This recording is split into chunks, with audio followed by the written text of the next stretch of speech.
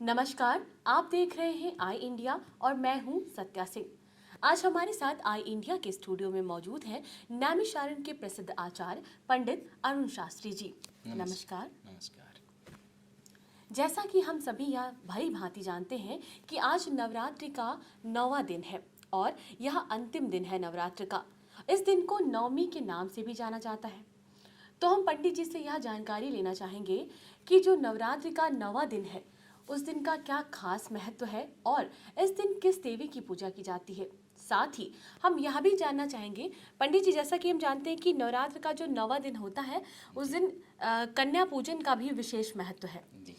तो आप हमें हमारे दर्शकों को यह जानकारी दीजिए कि नवरात्र के 9वें दिन का क्या खास महत्व है और इस दिन किस देवी की पूजा की जाती है। साथ ही इस दिन कन्या पूजन का क्या महत्व है, हमारे दर्शकों को बताइए।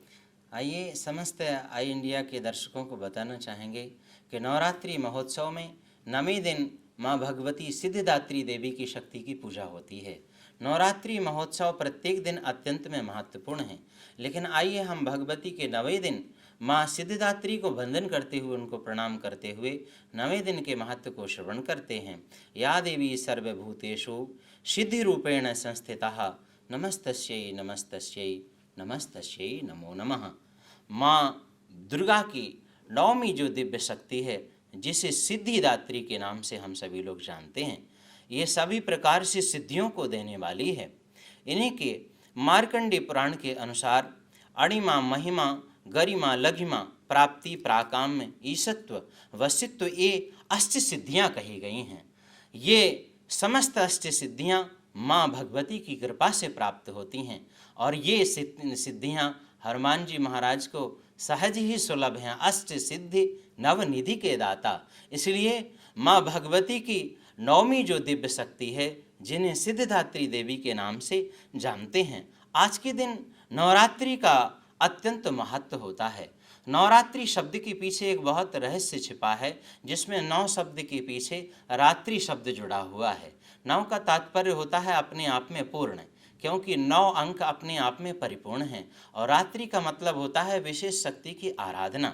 हम 9 दिवसीय अनुष्ठान में अपने प्रत्येक चक्रों को साधते हुए अपने शरीर को पुष्ट करने के लिए नवधा भक्ति के माध्यम से एक एक दिन से एक एक साधना को करते हुए हम अपने शरीर को भगवती के 9 रूपों में पृथक पृथक पूजन करते हुए भगवती के स्वरूप को कृपा प्राप्त करें और माँ भगवती के 9वें दिन सिद्धिदात्री देवी की कृपा से समस्त सिद्धि समस्त ऐश्वर्य कृपा की हमें अत्यंत अनुभूति हो और वो हमें प्राप्त हो। इस नवरात्रि महोत्सव के समापन के दिन कन्या पूजन का अत्यंत महत्व है, क्योंकि कन्या को हम लोग भगवती का स्वरूप मान करके ही अनुष्ठान की पूर्ति करते हैं। किन्हीं किन्हीं घरों में प्रायः कलश स्थापन करके लोग हवन इत्यादि भी कार्यक्रम करते हैं, लेकिन हम लोगों के यहाँ भारतीय संस्कृति में जो हम शास्त्रों का बहुत अत्यंत सरल विधान भी है, बृहद भी है, मध्यम विधान भी है। जैसी अपनी भक्ति का सामर्थ्य हो तदनुसार हम भगवती की आराधना करते हैं, जिसमें 9 दिन के इस दिव्य अनुष्ठान में कन्या पूजन का भी बहुत महत्व माना गया है। हम सभी लोगों के यहाँ अष्टमी और 9वीं दोनों दिन कन्या पूजन करके लोग अपने व्रत अनुष्ठान को पूर्ण करते हैं। आइए हम कन्या पूजन के महत्व को पहले जानें कि सर्वप्रथम कन्या पूजन में पृथक पृथक वर्षों का महत्व बताया है, जिसमें प्रथम वर्ष की कन्या को हमें कन्या पूजन में नहीं उपयुक्त किया गया है शास्त्रों में। क्यों? क्योंकि प्रथम वर्ष की कन्या के अंदर गंध और रस का बोध नहीं होता है। उस कन्या को हम मिष्ठान खिलाएं या नमकीन खिलाएं, वो उसका बोध हमें प्रति उत्तर नहीं देती है। इसलिए द्वितीय वर्ष की कन्या को महाकुमारी कन्या के रूप में शास्त्रों ने बताया, और जब हम 2 वर्ष की कन्या का नाम कुमारी कन्या रखा गया है, कुमारी का कहा गया है, उस कन्या का पूजन करने से हमें क्या फल प्राप्त होता है, हमारे जीवन का जो दुख दारिद्र सब होता है ये सब नष्ट हो जाता है। और 2 वर्ष की कन्या का पूजन करने से हमारे जीवन में आयु धन और बल की वृद्धि होती है। 3 वर्ष की कन्या त्रिमूर्ति कही गई है। 3 वर्ष की कन्या का पूजन करने से हमारे जीवन में हमें धर्म अर्थ और अनंत कामनाओं की पूर्ति प्राप्त होती है। 4 वर्ष की कन्या का नाम कल्याणी कहा गया है। इसलिए जो भगवती के 4 वर्ष की कन्या के स्वरूप को पूजन करते हैं उनको श्रेष्ठ विद्या और विजय लाभ प्राप्त होता है। 5वें वर्ष की कन्या का नाम रोहिणी कहा गया है। जिस 5 वर्ष की कन्या का पूजन में विशेष महत्व जो है, जो रोहिणी का पूजन करता है 5 वर्ष की कन्या का, उनके जीवन के समस्त रोग दोगों का निवारण हो जाता है। 6 वर्ष की जो कन्या है जिसका नाम कालिका है, कालिका स्वरूप में जो कन्या 6 वर्ष की है, उनका जो जन पूजन करते हैं उनको शत्रुजनों से विजय प्राप्त होती है और शत्रु पराजित होते हैं। 7 वर्ष की जो कन्या है उसका नाम चंडिका दिया गया है।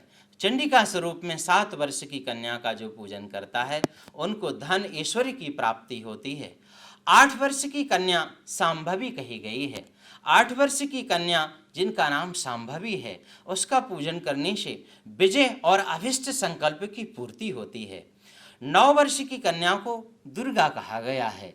दुर्गा नाम 9 वर्ष वाली कन्या का पूजन करने से जो अत्यंत क्रूर शत्रु होते हैं उनकी वो शत्रु समस्त उस भगवती की कृपा के फलस्वरूप वो समस्त शत्रुओं से छुटकारा मिलता है और अनंत अनंत भगवती की कृपा प्राप्त होती है।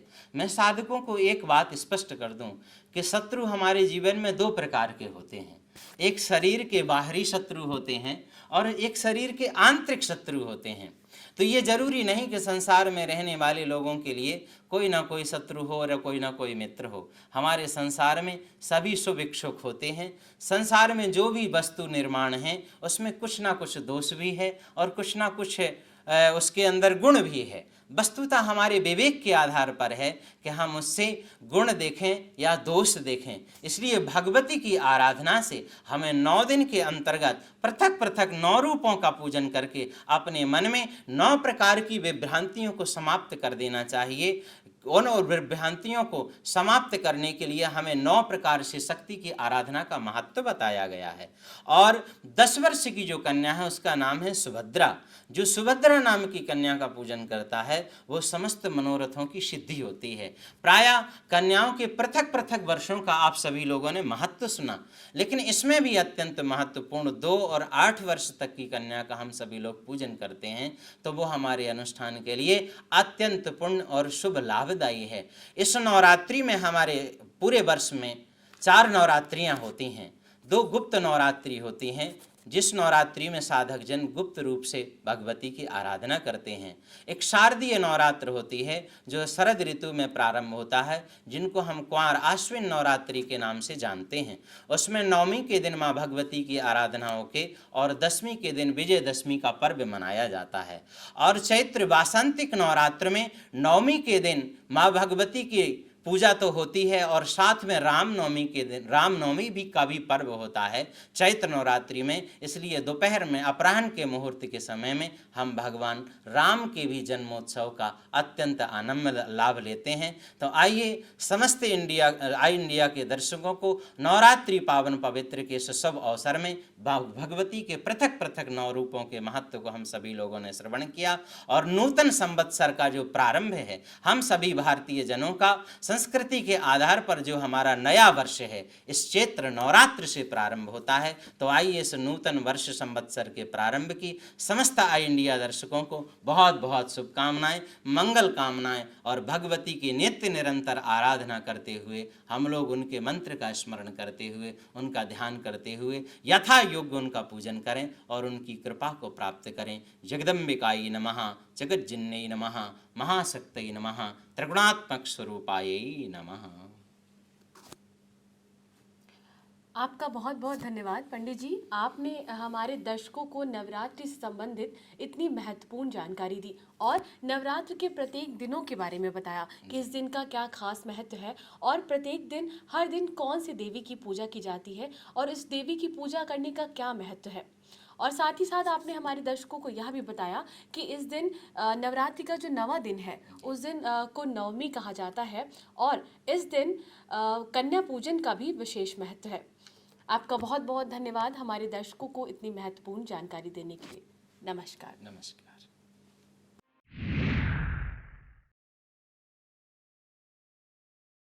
खबर आपकी, नजर हमारी। देखते रहिए आई इंडिया।